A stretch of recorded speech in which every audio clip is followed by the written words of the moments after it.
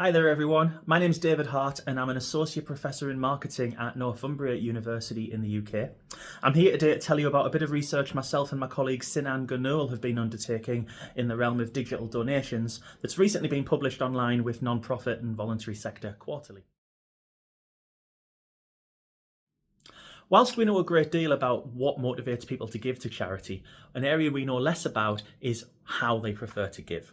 Obviously, in recent years, we have the proliferation of social media. We have crowdfunding platforms that are getting a lot of traction internationally. And we've also got a reduction in general use of cash in everyday transactions.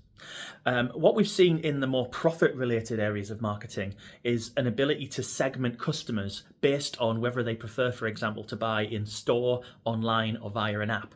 However, there's never been a piece of research that's looked at donors in the giving context in that particular way. So our research was trying to identify if we can indeed segment donors based on their preferred form of donation channel. We know that segmentation is crucial as it allows us to understand our various segments better and also to allocate our normally quite stretched resources to the groups that have the greatest giving potential. Previous work has done a lot to understand how we can segment audiences by things such as demographics and also values and lifestyle. Some of that data is quite hard for non-profits to actually get a hold of though. One thing that they can get a hold of from their databases is an understanding of where the donations came from.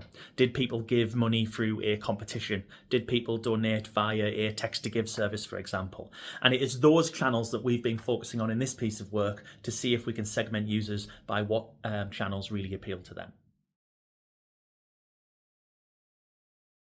So to investigate this, we developed a survey, and that survey was designed to help us understand how likely people were to donate to charities using a range of different channels. That included cash or entering raffles on a face-to-face basis, but also digital formats such as via a website, social media, or mobile text giving. Our survey also included items on some other constructs that we thought might be quite interesting. We included trust to try and understand the extent to which donors trusted the charitable sector in general. We also looked at something called social value, which is trying to understand whether or not donors wish to be recognised publicly for their giving. And finally, we also incorporated donor discomfort, which is trying to understand how if people feel maybe awkward or intimidated when they are asked for donations. We thought that might be interesting in a both digital and non-digital context. Our survey was done with a nationally representative sample in the UK based on gender, age and income. So, our results told us that as a general rule, our sample still preferred the idea of giving cash rather than using digital channels. There was variance across the sample as you might expect, but there was also a preference for one-off forms of giving rather than more long-term forms such as direct debits. We utilised a process known as k-means cluster analysis to try and identify if our dataset could be segmented based on the different channels that they preferred. What we saw from the analysis was the emergence of 4 distinct segments. 2 of those segments displayed positive attitudes towards charity overall, relatively high levels of trust, and an openness to using digital channels when making donations. Those were called the multi-channel benefactors and the committed digital immigrants. However, we also found 2 further segments who had far weaker attitudes towards the idea of donating digitally. We had the spare change helpers who were willing to support charities but want to do it on an ad hoc basis using cash. And we also had the charitable skeptics who really don't want to give much money altogether. So immediately we did identify that we could segment based on the digital channels that people preferred. So then we had the fun part. We were able to use this data to create a series of donor personas that helped us bring to life the people who belonged in each particular segment. These are all available as part of the full paper, or I can send you them on email. But just by way of an example here, you can see our multi-channel benefactors are represented by a donor known as Sonia. So Sonia generally trusts charities as a whole to do the things that they claim to do.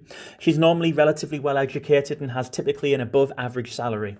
She's got quite an open mind in terms of what donation channel she will use, but you are generally easier catching her online. That's where your promotional work is more likely to get her attention.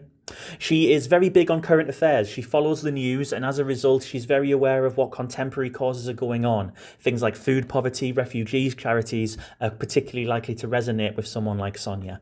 She'll also sponsor her friends if they're climbing Kilimanjaro or doing some other sort of crazy activity. And generally, what we can target Sonia through what we're calling a more digital marketing mix.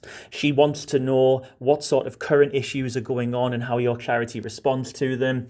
And she would also be very happy if different causes were partnering together, because she's very happy saying yes to a whole range of charities.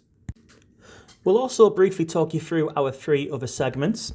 The committed digital immigrant segment is represented by Samuel. He's relatively high earning and well educated. He also is very comfortable using digital channels to make donations, but actually has a preference for cash. Again, highly trusting of websites, and possibly the group that you may expect to get more long-term giving through direct debits. We have Cynthia, who represents those spare change helpers. This tends to be an older group who are often of pensionable age. They are averse to technology. They're happy to give, but it will be on an ad hoc basis and cash only. And then finally, we've got Roland, who represents the charitable skeptics. This is an individual who has a relatively low level of trust overall. They are largely not donating, or if they are, a relatively small amount. And again, any preference they would have would be for cash or entering competitions rather than anything digital. So we think confirming that you can actually segment your donors based on the channels they use to give might be a really practical thing that charities can use in their future segmentation work. K-means cluster analysis is not an overly complicated analytical technique, and if anyone would like help in maybe applying it to their data set, please drop me a line on my email address. I'd be happy to talk to you, and hopefully this sort of research can have some nice practical benefits for you guys out there in the fundraising field. Been a pleasure talking to you. Take care.